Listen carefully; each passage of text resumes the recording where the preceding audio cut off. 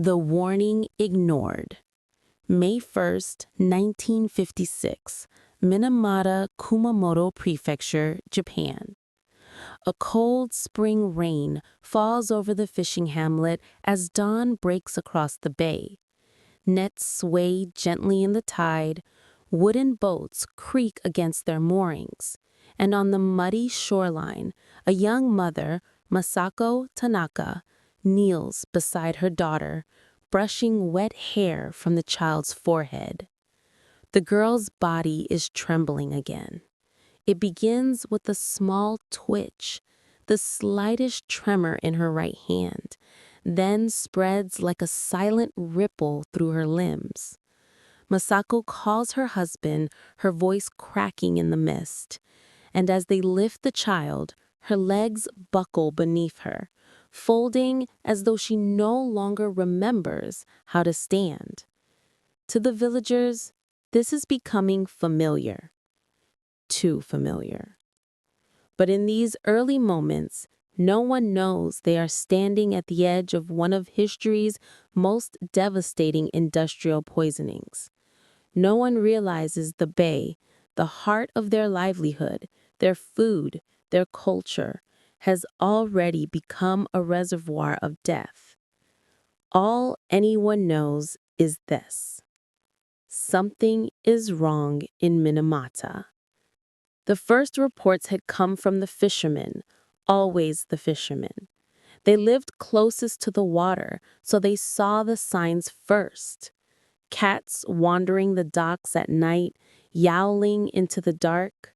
Fish floating belly up, their bodies twisting unnaturally. Birds spiraling downward, smashing into the waves. At first, the villagers laughed. Cats behaving strangely wasn't exactly news in Minamata. Some blamed spirits. Others said it was because stray cats often scavenged fish guts from the docks. The fishermen joked that maybe the cats were drunk, too much fermented fish. And when an elderly man claimed he saw a cat hurl itself into the sea, villagers exchanged skeptical glances. People talked. People exaggerated. That was life in a small town. But the animals kept dying. And now the children were following. Later that same evening, as dusk settles over the village, Dr. Hajime Hosokawa, the head physician at the Chisso Corporation's factory hospital, stands in a cramped examining room lit by a single flickering bulb. The Tanaka girl lies on an old steel table, her breathing shallow, her fingers curled like claws against her chest. He watches the tremors, he notes the spasms. He tests her reflexes, nothing. He shines a light into her pupils, slow response. Behind him, Masako waits with her hands pressed to her mouth, as though afraid to release the words trapped behind them. Hosokawa has seen 3 cases like this in the past week, and he knows what this pattern means, even if no one else wants to believe it. These symptoms are neurological, severe, progressive, and they are not accidents. Something is attacking the central nervous system of the people of Minamata. But what? Outside the clinic, the rain has stopped. A faint metallic smell rises from the bay carried inland by the wind. Beneath the shifting surface of the water, small fish gather in sluggish clusters. Some twitch unnervingly, their bodies contorted as if the current itself is shocking them. A fisherman named Fujio Nakamura watches from the shore, his hands gripping a bundle of nets that suddenly feel too heavy. Earlier that day, he caught a bucket of fish, only to realize one of them had no eyes. Another had lesions, 3 more flapped violently on the deck until collapsing mid-motion, as if frozen mid-breath. He told his neighbors. They laughed again. Bad season. Too much rain. Everything looked strange in the dark. But as Fujio stares into the reflection of the blackening water, he feels something tighten in his chest. An instinct older than science. A fear older than memory. The sea is sick. And whatever is killing the fish is coming for the people next. 2 kilometers inland at the sprawling Chisso chemical factory, molten acetaldehyde bubbles inside industrial reaction tanks. Pipes rattle, valves hiss. Thick vapors rise into the night, illuminated by the dull orange glow of furnace lights. Inside the control room, a foreman casually signs off on the nightly discharge. Wastewater released straight into Minamata Bay. It is a routine so ordinary, so unremarkable, that no one gives it a second thought. But the waste is not ordinary. Inside it is methyl mercury, a potent neurotoxin that no one yet understands. Not its behavior, not its persistence, and certainly not the devastation it leaves behind.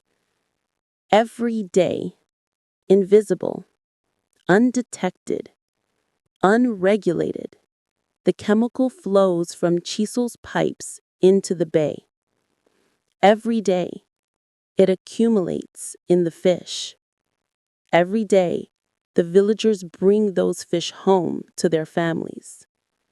And tonight, as a Tanaka girl convulses in Hosokawa's clinic, a silent thread links her trembling body to that industrial drain. But no one sees it. Not yet. The villagers still laugh, still dismiss the warnings of the fishermen, still believe the sea, their sea, cannot betray them. But the river is already turning black, and the nightmare has only begun. The first signs of the unseen poison. The morning after the Tanaka girls' collapse, a pale sun rises over Minamata Bay, muted by a gray haze that clings stubbornly to the water. The tide pulls back, revealing slick patches of mud that shimmer with a faint, unnatural sheen. Fishermen gather along the shoreline, but the usual chatter is absent. Nets hang untouched. Boats remain tethered. Something feels wrong, and everyone can sense it now. A heaviness in the air, a silence in the waves. On a narrow pier, fisherman Fujio Nakamura crouches beside a wooden bucket. Inside, a handful of shrimp and small fish twitch erratically, their movements jerky and disjointed as if guided by invisible strings. One fish lies motionless, its body arched in a rigid curve, mouth frozen in a silent scream. He reaches in to touch it, and the fish suddenly spasms so violently that the bucket jolts, water sloshing over the rim. He pulls his hand back in horror. This is not weather, not the season, not coincidence. Whatever is happening in Minamata is spreading. At the same hour, in a small wooden house at the edge of the village, Yoshiko Matsumoto wakes to the sound of her husband stumbling through the hallway. She assumes he's half asleep, maybe sore from the previous day's work. But when she calls his name, he does not respond. Yoshiko climbs out of bed and finds him leaning against the wall, His fingers clawed into the wooden beams for balance. His legs tremble beneath him as though the floor shifts unpredictably. When he finally turns towards her, she sees it, a subtle but unmistakable tremor in his eyes. "Your hands," she whispers. He lifts them. They shake uncontrollably, as if vibrating from an unseen current. By noon, he can no longer hold chopsticks. By evening, he slurs his words. And by the next morning, when Yoshiko leads him to the clinic, Dr. Hosokawa silently adds his name to the growing list, a list that should never have existed. Children, fishermen, housewives, elders, all with the same impossible symptoms. Inside Chisso's factory hospital, Hosokawa stands before a blackboard cluttered with sketches of neurons, marine organisms, and notes scrawled in chalk. His assistants wait nervously as he traces a finger across the newest observation: sensory impairment, motor dysfunction, cerebellar ataxia. A pattern is emerging, one he can no longer ignore. "It's the bay," he murmurs, more to himself than anyone else. One assistant looks up. "The fish?" Hosokawa hesitates. He is not a man prone to superstition. He does not indulge rumors or chase shadows. Yet the evidence is stacking itself like stones on a grave. Cats convulsing, birds falling from the sky, fishermen with trembling hands, children unable to walk. It is as if some invisible poison is working its way up the food chain. But poison cannot be invisible forever. That afternoon, Hosokawa walks along the shoreline, his physician's coat billowing in the cold wind. The sky hangs low, threatening rain. Fishermen glance at him as he passes, their expressions tight with fear and pride, the kind that keeps men silent even when silence becomes dangerous. Near the far edge of the dock, he stops beside a fisherman gutting his catch. The man slices open a fish and pauses, brow furrowing. The liver inside is swollen, discolored. He throws it aside with a muttered curse. Hosokawa kneels, picking up the discarded organ with gloved hands. It is soft, almost gelatinous, with streaks of gray running through it like veins of smoke. This is not normal. This is not natural. This is not seasonal fish disease. He looks toward the factories in the distance, metal towers rising like monuments of progress against the cloudy horizon. Pipes jut outward over the water, expelling steam and runoff into the bay. It is the same view he has seen 1,000 times.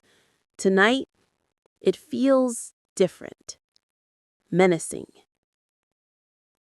That evening, in the Nakamura home, Fudio's youngest daughter sits at the dinner table, chopsticks hovering uncertainly above her bowl. She stares at the fish laid out before her, the same species she has eaten since childhood, the same ones her father caught with pride. But she hesitates. The smell is wrong. Not rotten, not spoiled, just wrong. Her father encourages her to eat. Food is precious, tradition is sacred. And yet, when she lifts a piece to her lips, her hand shakes so sharply that it drops back onto the plate. Fudio's breath catches in his throat. He remembers the fish twitching in the bucket that morning. He remembers the cat that drowned itself the month before. He remembers the black sheen spreading where the river meets the bay. He looks at his daughter, at her trembling fingers, and a primal terror swells inside him. The sea is killing them. Over the next weeks, Minamata begins to unravel. Cases multiply, rumors spread, and for the first time, the laughter stops. The villagers no longer dismiss the warnings. They whisper, they worry, they watch the water with dread. But while the people fear the sea, they do not yet fear the factory. Not publicly. Chisso is their employer, their benefactor, the lifeblood of the town. To question it is to question their own survival. Yet deep inside its metal walls, something monstrous is being born, a secret no one is meant to see. And soon, the river will reveal it for them. The revelation and the consequences. Summer heat settles over Minamata like a suffocating veil. By July 1956, the village no longer resembles the quiet fishing town it once was. Doors remain half open through the night as families listen anxiously for the next neighbor to collapse. Mothers keep children indoors. Fishermen stare out at the water not with anticipation, but with dread. Something has broken in Minamata. Something ancient and instinctual. The trust between a people and their ocean. And now, that fracture will finally tear open. On the morning of July 22nd, Dr. Hajime Hosokawa walks into the Chisso factory laboratory carrying a bucket of freshly caught fish. The guards nod him through. They have grown accustomed to his strange requests. Inside the lab, metal countertops gleam under harsh fluorescent lights, and the hum of machinery fills the sterile air. He sets the bucket down, selects 3 fish at random, and begins his dissection. Each incision deepens the pit in his stomach. Swollen organs, discolored tissue, nervous twitching even after death. He places samples under a microscope. The results are unmistakable. Massive mercury accumulation in the liver, kidneys, and brain tissue.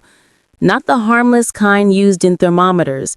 This is organic methyl mercury, a compound infinitely more dangerous, able to infiltrate cells, lodge in neurons, and destroy the human nervous system.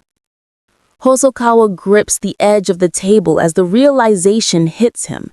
The fish are poisoned. The bay is poisoned. And Chisso is the one poisoning it.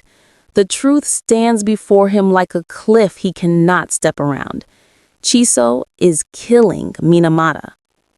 That afternoon, he presents his findings to a panel of factory administrators. They sit behind a long wooden table, suits crisp, eyes narrowed. Hosokawa lays out his samples, his notes, and his conclusions. Your wastewater discharge contains methyl mercury. It accumulates in plankton, shellfish, and fish. Anyone who eats from the bay is exposed. The symptoms match perfectly. This is industrial poisoning. Silence falls over the room. One executive clears his throat. Doctor, you are making claims that will destroy the company. Hosokawa does not look away. If we do nothing, it will destroy the town. Another executive leans forward, fingers steepled. Then perhaps, he says slowly, the town does not need to know. It is in that moment, that chilling, heavy moment, that Hosokawa understands the scale of the fight ahead. This is not just ignorance or denial. This is a cover-up, deliberate and calculated. He leaves the meeting with the weight of Minamata on his shoulders. Outside, the river churns with oily streaks reflecting the dying sun. Weeks pass, and the poisoning accelerates. A fisherman's wife collapses while carrying laundry. A toddler loses the ability to speak. An elderly man wanders into the street, screaming at visions that flicker only in his mind. And through it all, the bay continues to darken. By August, the water near the Chisso drainage canal is thick and black, swirling with strange foam. Villagers gather at the shoreline with handkerchiefs pressed over their noses. Even the wind carries a metallic sting. At dusk, Fujio Nakamura stands with his son at the pier.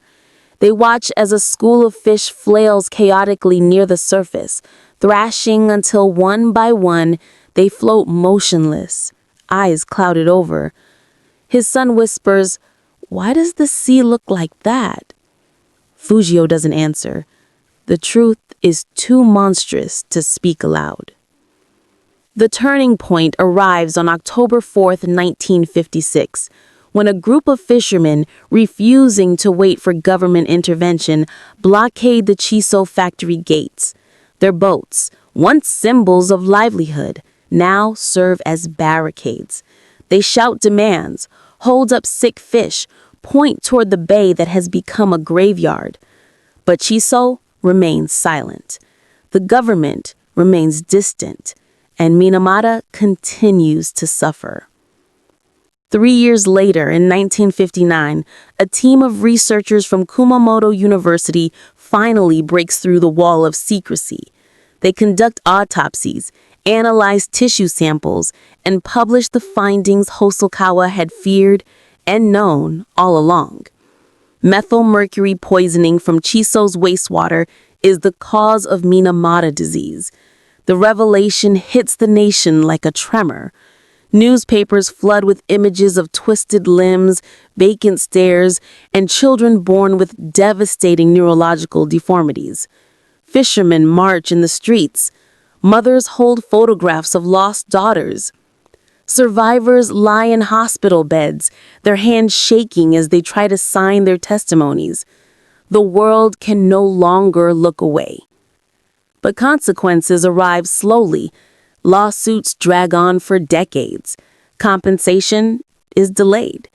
Chisso continues production, even builds a new drainage channel, claiming improvements while still releasing toxins. The suffering does not end when the truth comes out. It echoes for generations. Children born in the 1960s and 70s still bear the marks of the poison. Families fractured by illness never recover. The bay, once the pride of Minamata, becomes a symbol of irreversible betrayal. And through it all, villagers remember those early days, the warnings laughed at, the cats convulsing, the children stumbling, the moments when the tragedy could have been stopped. When the water finally turns black, it was already too late. Minamata would forever be known for its vibrant culture and fishing legacy, but for one of the most haunting industrial crimes in modern history. A reminder that silence can kill and denial can turn a river into a grave.